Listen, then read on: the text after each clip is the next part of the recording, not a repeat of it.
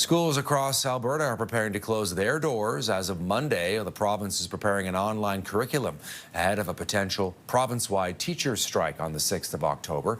Alberta's education minister saying the province has put online a curriculum that parents can use to teach their own children should the 51,000 members of the teachers' union walk out. About 700,000 kids could be affected here. You can imagine what that would do for parents, and they'd have to scramble.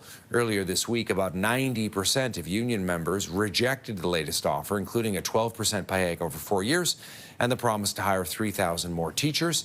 Jason Schilling is standing by. He is the president of the Alberta Teachers Association. Hey, Jason, I know it's got to be super busy on your end. Thanks for taking the time for CTV today. No, I appreciate you having me on. Thank you. All right, so final weekend now left. Give us your take, honestly, of where things stand. Could there be a deal or not? What do you make of it? Well, right now we know that teachers have put forward suggestions to government on ways to address the concerns that they see in the classroom. We are the least funded school jurisdiction in all of Canada. We have been for 10 years, and that has led to this chronic underfunding and the situation that we're in now. Government has an opportunity to fix the mess that they made, and so we need to be seeing if they're going to sit down and take serious the concerns that teachers have about their classrooms. I know this often does come down partially or mostly to money, a 12% pay hike over 4 years. Why is that not enough? Well, teachers have only seen a 5.75% pay increase in the last 10 years. So they're looking to make up for lost inflation, keep pace with current inflation, but also see a competitive wage that's going to attract and retain teachers within the system. We're dealing, like many other parts of the provinces and across Canada, with a teacher shortage. And we want to ensure that we have people who will be willing to take teaching on as a career, and a salary is a really good component of that. Yeah, so 12%, obviously not happy with that. What would you like to see here? What do you think would make teachers happy? What's the percentage? What's the number?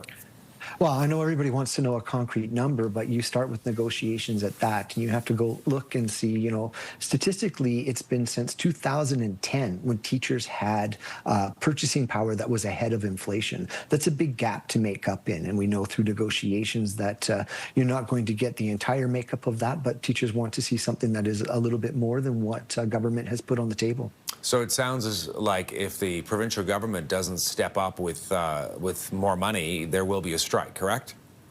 We will be on strike on Monday. That is a given. We know that things are moving quickly towards that. I know that teachers are not looking forward to it. It's something that we didn't want to do, but teachers are also willing to stand up for what they need in their classrooms.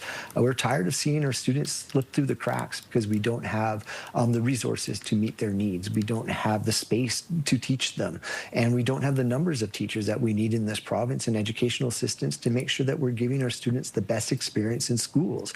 And teachers have had enough. They've been told time and time again, we'll get you next time, we'll get you next time. Well, next time has arrived. The last time there was a strike was decades ago. What do you think the cascade effect will be if a strike happens on Monday? Well, I was on strike in 2002, as early in my career at that time, and it wasn't easy. It was difficult. You want to be in school teaching students, but you also need to be able to stand up for your students and say, we need these things to do our jobs. We know that when we got back after that time, we worked really hard to make sure that any gaps in curriculum were closed and that we repaired the relationships with students and families. But we had a lot of parent and family support at that time as well, because our parents can also see how public education has been decimated by funding cuts over the last several years, and they also want to see what's best for their kids as well. The government is saying, look, this is a good deal, you should take it. How would you characterize the way they've been handling this? Well, if this was a good deal, then the teachers would have taken it, quite honestly. And I know that government likes to do smear campaigns and paint the ATA leadership as the problem with this. But and they often will say that they're confused about what teachers want. Well, a rejection of the memorandum of agreement on Monday and the mediators rec in the spring doesn't provide confusion. It provides clarity that what government is willing to do from what teachers have asked in terms of our initial proposal is simply not good enough. They need to see more. We're not looking for Band-Aid fixes anymore within our classrooms. For frustrated parents out there, and as you know, there will be many on Monday, and the longer this goes, the more frustrated they will be. Are you at all worried that they will blame you and the union for what's going on? There is a potential for that to happen, and I know that this is frustrating for parents. It's frustrating for teachers as well. We don't want to be in this position, but we have to remember that at the end of the day, it's government's responsibility to hire teachers and EAs to support students in the classrooms. It's government's responsibility to fund education at a proper level so that all the students' needs are met. And government has not done that. We, like I said before, the least funded in all of Canada have been for a while. And this is the mess that government has created. And so I would hope that parents and the public would know that where the blame should lie should be at the feet of government. How long are you prepared to stay out of work? We're willing to do what we need to do in order to make sure that teachers and students get what they need in these classrooms. Jason Schilling joining us with the Alberta Teachers Association. He is the president. He is in Edmonton today. Thanks for your time, Jason.